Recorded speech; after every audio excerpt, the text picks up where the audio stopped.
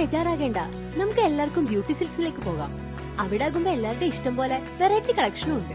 വലിയ വിലയാവില്ല. നിങ്ങൾ കിനാവ് കണ്ട പെരുന്നാൾ കുപ്പായവുമായി ബ്യൂട്ടി സിൽക്സ് നിങ്ങൾക്കായി കാത്തിരിക്കുന്നു. ഇനി കുടുംബത്തിന് മുഴുവൻ പുത്തനെടുപ്പ് വാങ്ങാം, കുടുംബ ബഡ്ജറ്റിൽ കവിയാതെ തന്നെ.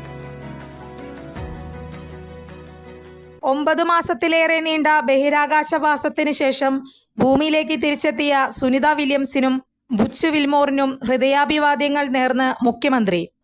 ഇരുവരും കുറിച്ചത് ലോകത്തിന് ആവേശകരമായ അധ്യായമാണെന്നും മുഖ്യമന്ത്രി പറഞ്ഞു. ഫേസ്ബുക്ക് വഴിയാണ് മുഖ്യമന്ത്രി പോസ്റ്റ് പങ്കുവച്ചിരിക്കുന്നത്. ഇച്ഛാശക്തിയുടെയും ആത്മവീര്യത്തിന്റെയും പുതുചരിത്രം രചിച്ചുകൊണ്ടാണ് നാസയുടെ ബഹിരാകാശ യാത്രികരായ സുനിത വില്യംസും ബുച്ച് വിൽമോറും ഭൂമിയിൽ തിരിച്ചെത്തിയിരിക്കുന്നത് എന്ന് അദ്ദേഹം പറഞ്ഞു. കഴിഞ്ഞ ജൂണിൽ 8 ദിവസത്തേക്കുള്ള ദൗത്യത്തിനായി അന്താരാഷ്ട്ര ബഹിരാകാശ നിലയത്തിലെത്തിയ സുനിതയുടെയും ബുച്ചിന്റെയും മടക്കയാത്ര പല സാങ്കേതിക പ്രശ്നങ്ങൾ മൂലം നീളുകയായിരുന്നു. 9 മാസത്തിലേറെ നീണ്ട ബഹിരാകാശവാസത്തിനിടെ ഏറ്റവും കൂടുതൽ സമയം സ്പേസ് വാക്ക് നടത്തിയ വനിതയെന്ന നേട്ടവും അവർ കരസ്ഥമാക്കി.